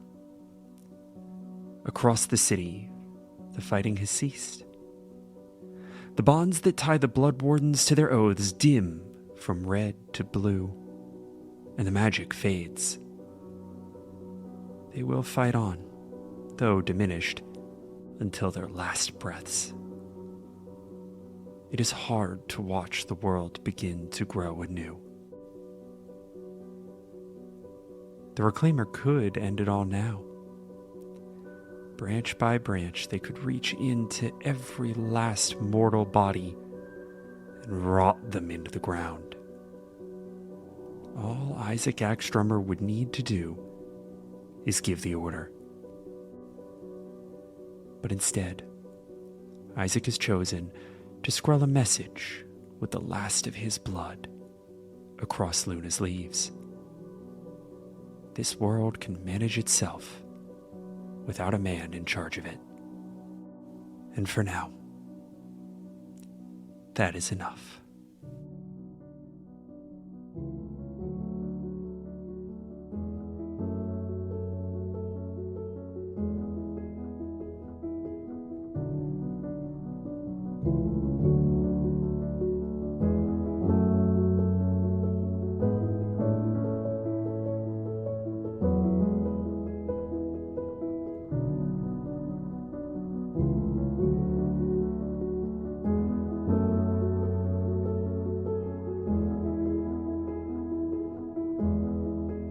And I think to round out our years-long campaign, we are going to do something that we have never done before, but I think has been a long time coming. We're going to flash forward. And so we begin with a flash forward of a scant 5 years. Mel and June, if you would please take it away. June hops off the back of a cart destined for Minehead, telling the driver that she can make it back from here, that she's known these trees and trails her whole life. She leans on her walking stick, which these days are narrower at one end. Her mother's bowstaff, or was, but she hasn't used it as a weapon in years. Now it's just for keeping her weight off her feet, which is a blessing on this return trip. Only the leaves and moss and geckos keep her company for about an hour as she treks familiar ground, and everywhere she looks, she sees her handiwork. Trees and shrubs growing wild and free, just like her. Outside of Rowley, Mel is the first person she spots. Mel is often the first person she spots, with that wide smile and eager hop. He's tending to the boar. One of them has just had a litter, and they're squealing bloody murder. So Mel doesn't notice until June walks up to the fence. Oh, come on. On your feet now, Mama. Your piglet's going to be fine. You can do it. All you need is deep inside you. Trust your heart just as I do. Arctic to the pig. And does that even work on pigs? Well, I figure our fine, fat friends here are entitled to the same level of care as anyone else. After all, who knows who she might have been before? June rolls her eyes and leans over the fence and kisses him on the cheek. I'm so glad you're home. Then the two of them walk through the gates of Raleigh, making their way to their home, to June's home. And as they walk, they're nodding to friends they pass along the way. Benny in particular, Leah, even old Maurice. Children run up and ask June to play with her earrings or pester Mel for a story. June and Mel turn each away with a smile. There'll be plenty of time for playing later, and right now, June's exhausted. How's Agravaud? How's Hank? Hank's doing all right. Still as stubborn as ever. But I'm real proud of him. He finally got the last of his council picked, so I don't have to keep going down there and telling him how to keep the soil from drought so all his crops die. And the city is beautiful. Date palms all over. Now that the rain's coming back, you're not going to recognize it when we go back. Well, I cannot wait to see it. Though I suspect I'll have to, given what we'll be busy with for the next year or so. Maybe more. Mel, is it bad that I went years with so little family, got it all back at once, and now just want to run back off into the forest? No, I think that's called having parents. Speaking of which, how is Catherine? Mel opens the door for June, taking her shawl and staff. June shuffles inside and falls straight into a chair at her old kitchen table, at her daddy's kitchen table. She's fine, thank gods, doing what she does best, poking her nose into everyone's business, Hank's and mine. Don't tell me she's still vying for you to take over as Grand Matron. Oh, no, thank the gods, but we had the who'll do the teaching conversation, and I told her Benny could do it, or better yet, nobody. I'd rather it end with me. June takes a sip from her sweet tea Mel puts in front of her.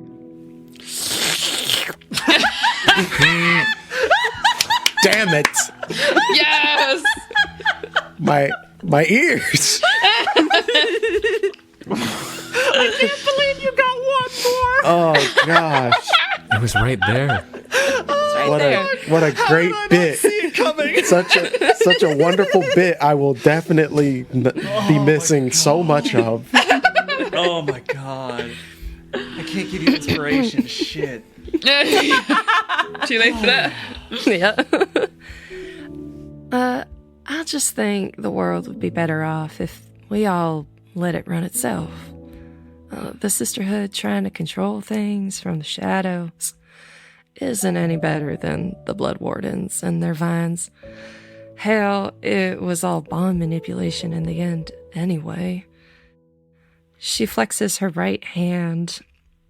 It's a prosthetic gift from Oz made of fine metal and bound with dry vines.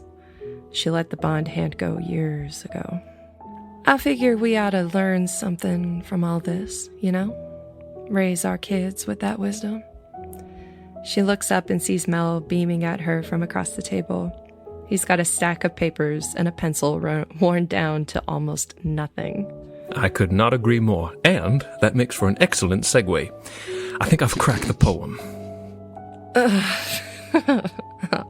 All right. Whew. Let's see what you got. And she takes the papers and starts to read. Don't worry, my darling. In the boughs of a tree, let me tell you a truth of what it used to be. Gods tangled in vines, and the lizards long slept. Songs faded to whispers, while in the forest trees wept.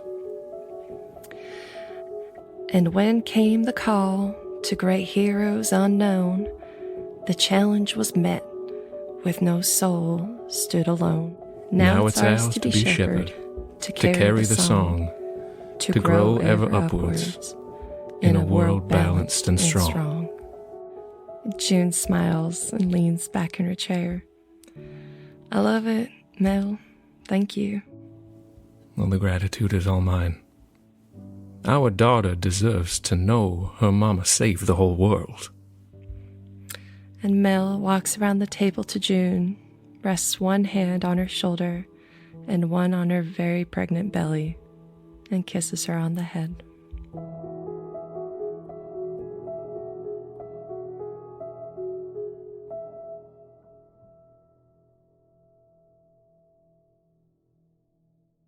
And we flash forward again to a respectable 20 years in the future. A woman stands at a walkway opening. She reaches for a stick and scratches a few runes on the archway. Then she smiles and tells someone to hurry their ass up.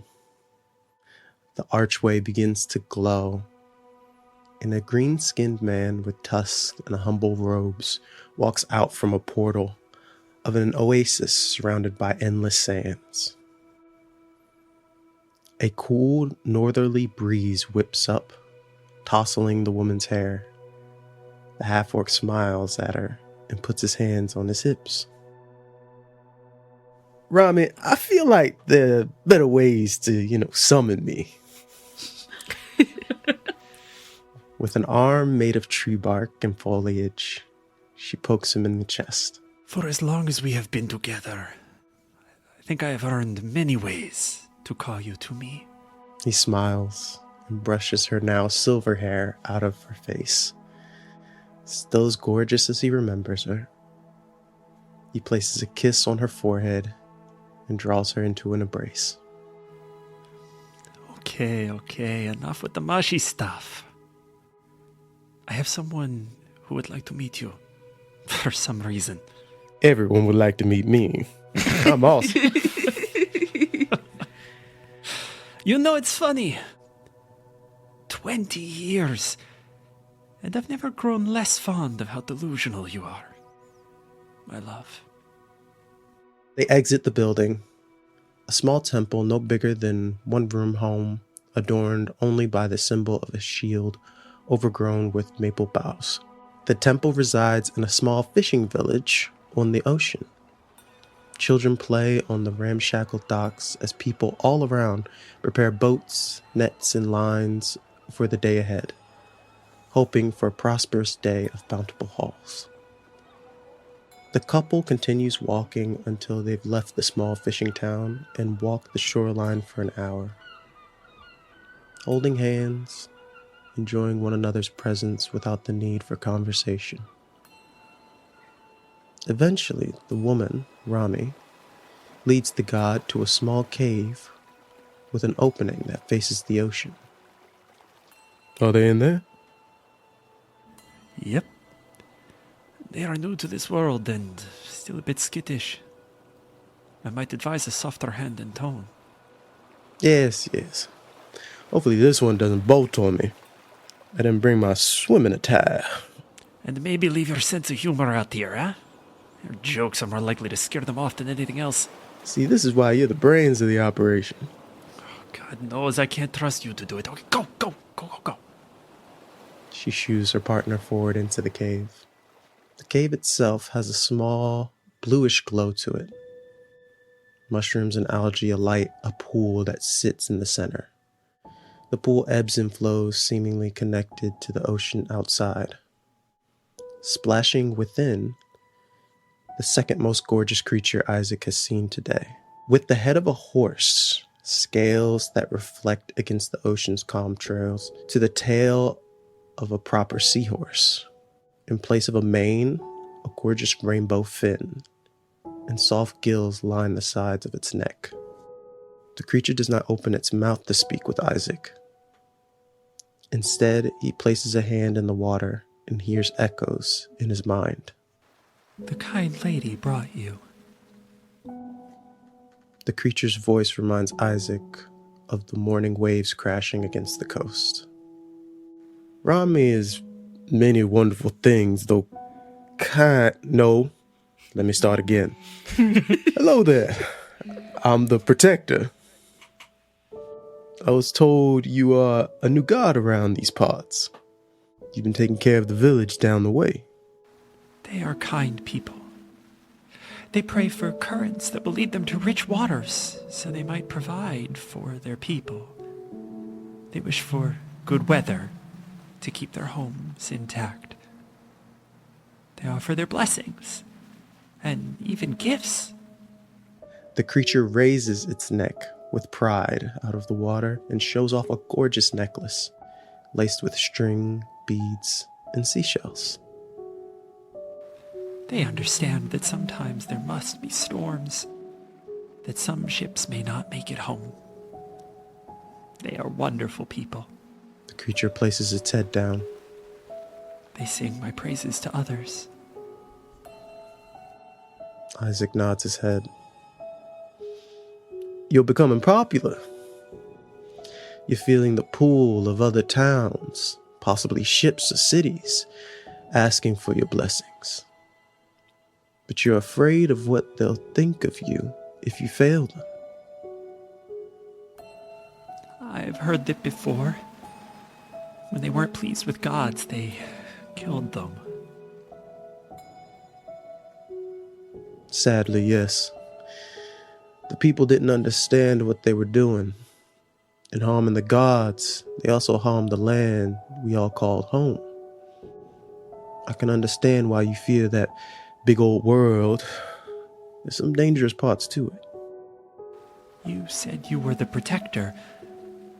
Do you plan on keeping me safe? Staying with me, so that I am not skinned like their catch of the day?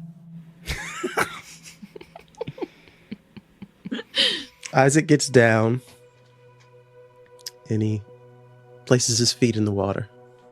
No, I'm more of an advisor. I can lead you to water, so to speak. You see, you are in fact a wish given life. You will outlive every one of those villages and all the sailors and all the folks who will call on your name for aid. And also the ones that will curse you during the storms. It can be scary. And you may make mistakes. But that's okay. Everyone does. And you aren't in it alone.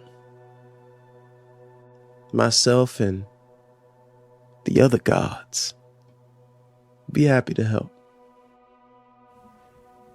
What if I don't want to be more of a god? You don't have to. You can just keep to your small village and pop up when you want. It is your journey to take, and I'm not here to tell you what direction to go. I'm here to tell you you're strong enough to take any path that you choose. The creature looks out into the ocean, watching the morning ships sail out into the ocean blue. I will do what I can. That's all any of us can do, really. The creature thinks for a long time, voice resonating in Isaac's head only once it finds resolve. Thank you, Protector. I think I've made my decision. I believe I could become the Wave Tamer. Damn, that's a cool name.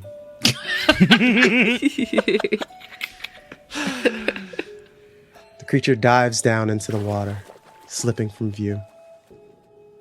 Isaac looks out towards the ocean to see the Wave Tamer heading in the direction of the morning fishing cruise. Rami walks up to the green god, places her feet in the pool as well, and rests her head on his shoulder.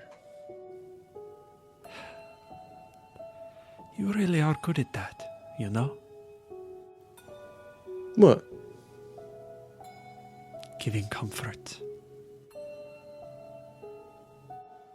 Isaac looks out into the ocean blue and thinks about the other gods who are in need of guidance. You will have to give them comfort too. But that'll wait.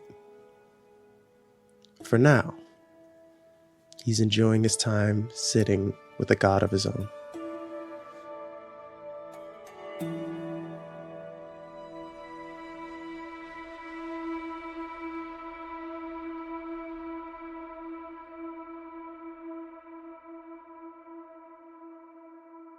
And then we move to 50 years down the line. Saphra.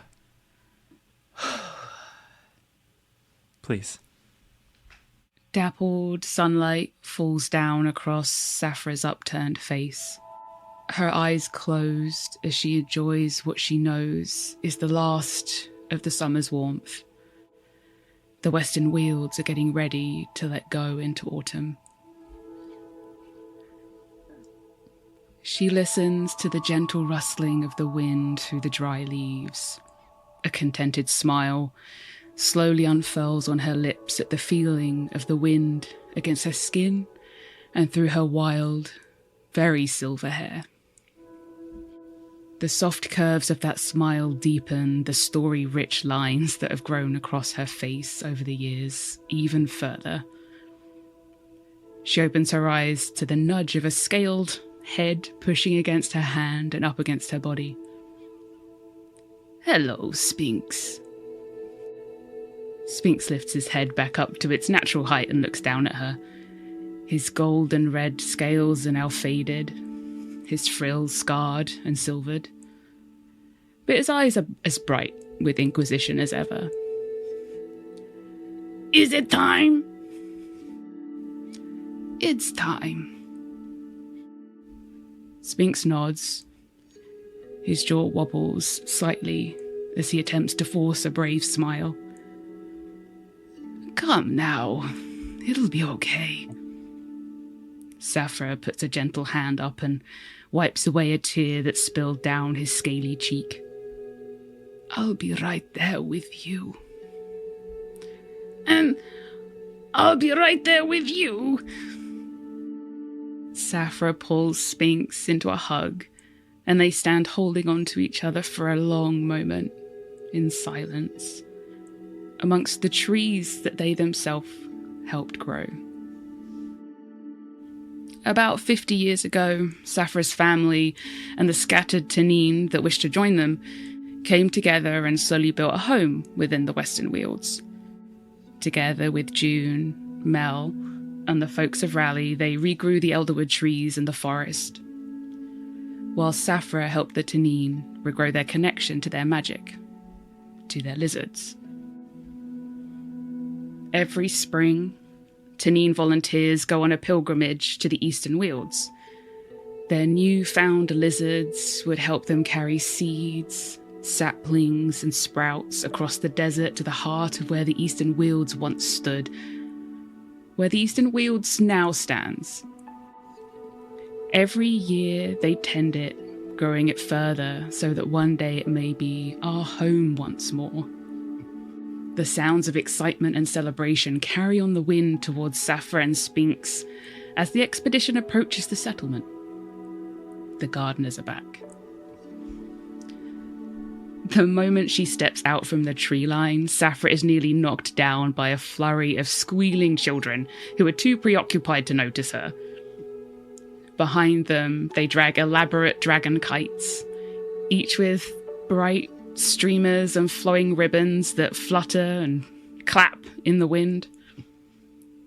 They only seem to stop for the occasional assistance from their parents' watchful lizards, who fly the kites back up into the sky when they drift a bit too low. Ugh, these young lizards today, I don't know. What's the matter? Look at this! And Sphinx is going to point to a lizard very diligently keeping a kite aloft. No sense of style! Where's the panache, the flourish? Not everyone can be as magnificent as you, Sphinx. Sphinx takes in a deep breath and puffs up his chest a little bit. True! As Sphinx continues on with the importance of drama and performance and costume in all lizard activities, they head over to the new arrivals and listen in on the news of the Eastern Wields. It's doing so well. It's grown tenfold. Just another few years and it'll be our home again. Saphira steps forward and hushes the excitement with a smile and tells them not to get too ahead of themselves. A venerable hush falls over the crowd. It'll likely be another 50 years before it could sustain any permanent settlements. She never could get used to all of the reverence and respect everyone shows her. Like, she was some wise and sage old matriarch. Like she was Rosa. But she couldn't help but beam with pride at how far the Wealds had come. How could you not be hopeful and excited? It was closer than they'd been in generations. But I suppose I should probably go and take a look for myself. It's been too long since I've seen it. Don't you think, Mr. Spinks? It's time. There, of course, were many objections when Saphira made her plans known. But just like her mother and her grandmother before her, Saphira is stubborn. Once she has her mind set, there is no changing it. All there is left to do now was say goodbye. Isaac, it's been a while. Good to see you, Captain. You made good use of that extra time Luna gave you? Yes. Yes, we did.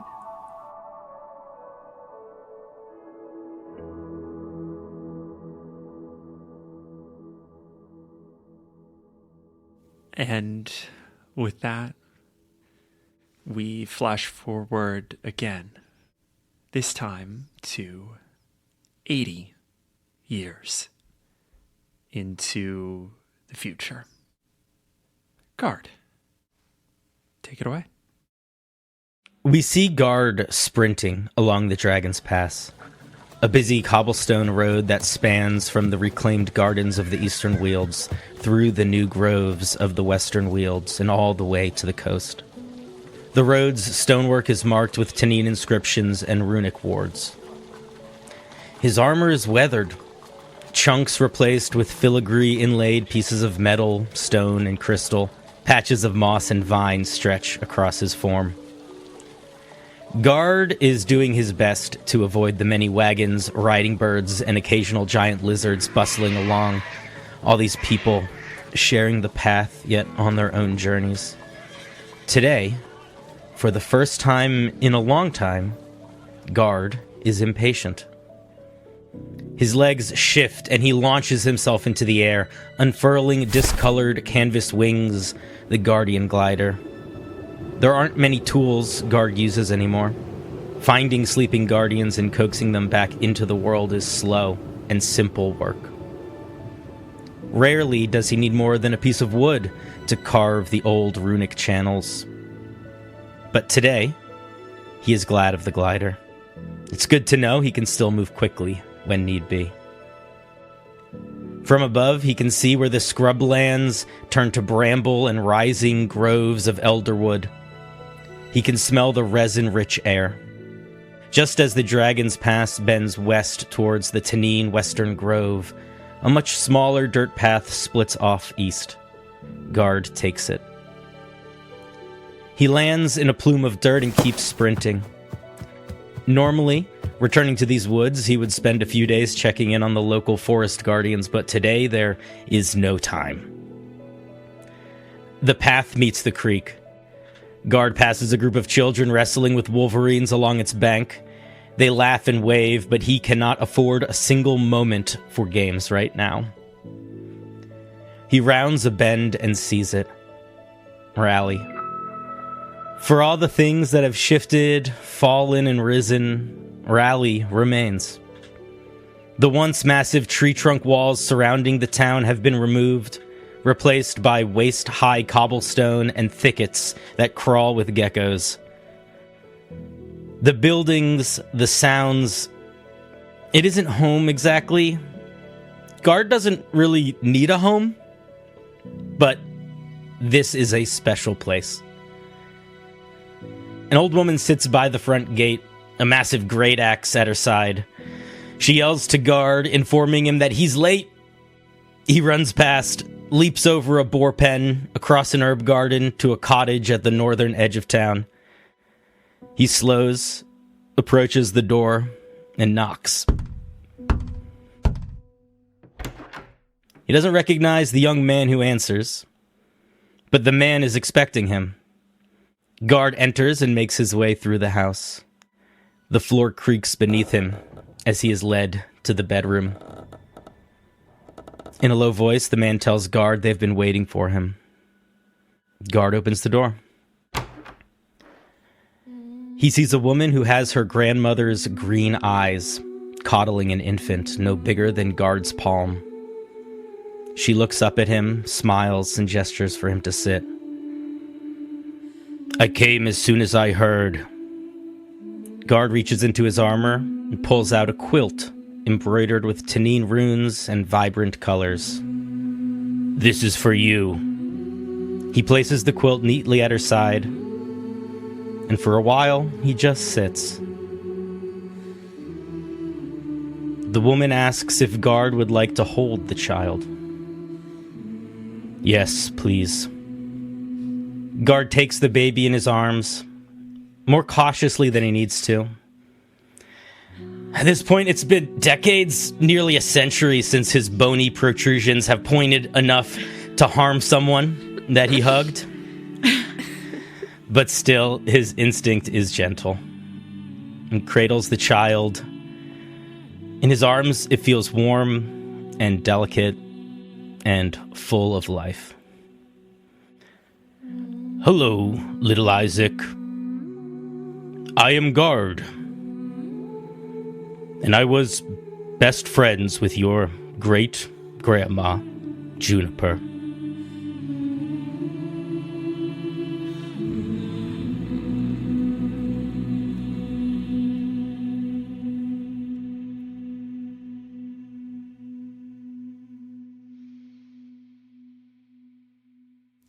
The last thing that we see of Estilla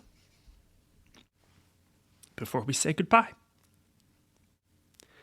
is our final flash forward about 125 years into the future.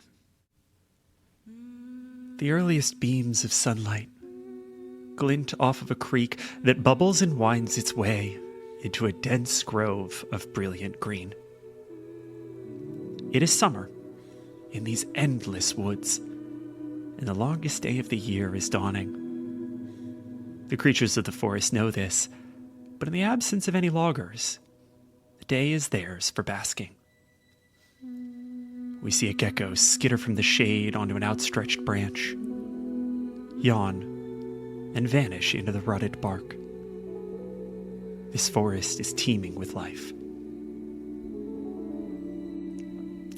Those that live on its edges call it the Great Central Forest, a nod to the folktales of old. It spans from the stony ridges of the eastern hills through the central Agra Valley and out to the edge of the world. In it, we see a god making her way through the fertile hills, sprouting new growth underfoot with every step. She too takes her name from a folktale of old. Darla, the sage. Day by day, she is combing her way through the trees, from far east to far west, as she does every year without fail. A town that lies at the far western edge of the world is still rough and tumbled, enclosed on all sides by a low cobblestone fence. A creek still runs beneath the gate and from up through the town, tumbling over terraces and through buildings. But it is no longer a woodcutting concern. Now it is a place of growth. Spider-like ceramic automata haul watering cans to thirsty saplings. Teeny lizards pull plows through flooded paddies. The quartermaster sips coffee and quietly tends her rosemary shrubs. And the town, too, has grown. A studious-looking half-elf tosses a fistful of dandelion seeds into the air and unlocks her temple to Darla. A red-headed woman welcomes a throng of children into her schoolhouse. and from a kitchen garden on a high ledge, a Goliath man lumbers down the mountain. Soon he will open the gate in anticipation of Darla's arrival. These people will never forget the lessons of their forebears, and they will always respect the gods of the natural world of their home. At the foot of the hill, the gate still stands as the town's sole entrance. Above it, carved in delicate filigree, are 2 words in ancient Imperial. Fortier Juncti. Darla reads as she reaches the threshold. She smiles at these people's tenacity. Stronger, rallied.